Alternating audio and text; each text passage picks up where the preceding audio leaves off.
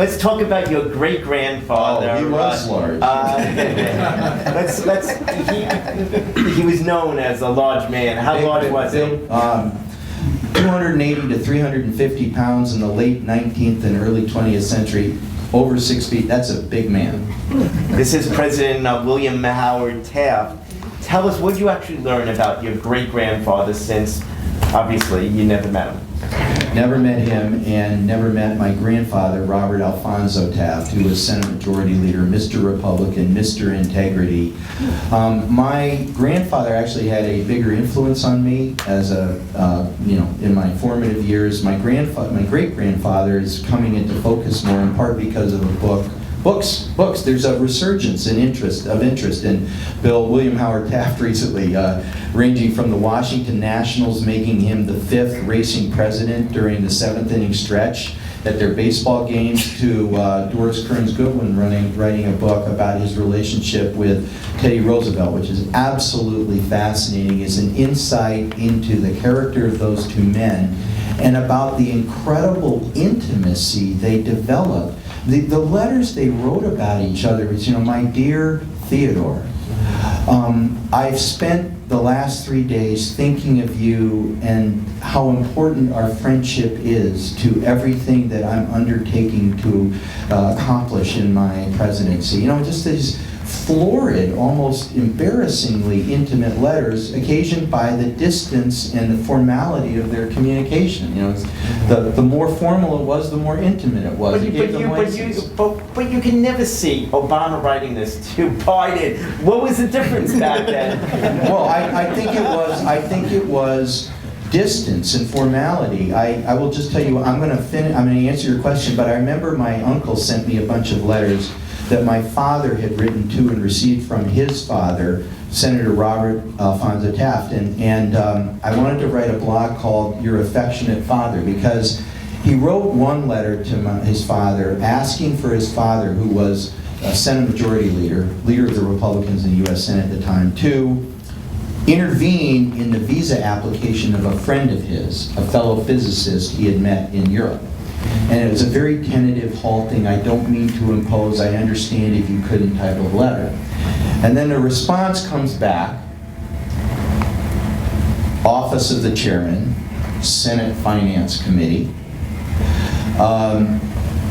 my dear Horace, my father's name was Horace, so immediately, my dear Horace, blah, blah, blah letter, and then it's signed, Your affectionate father, the Honorable Senator Robert Alfonso.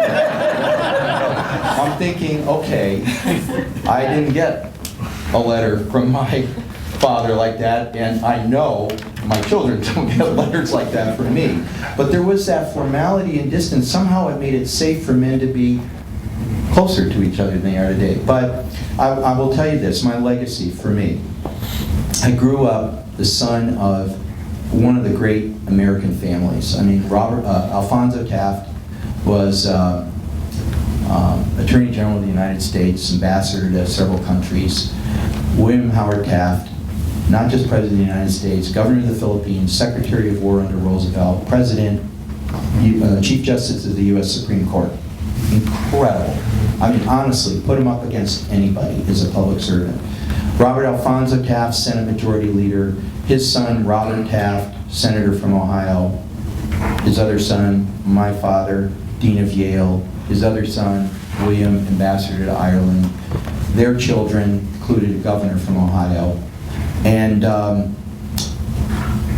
when you're born into that kind of legacy, it can't help but affect your sense of who you are.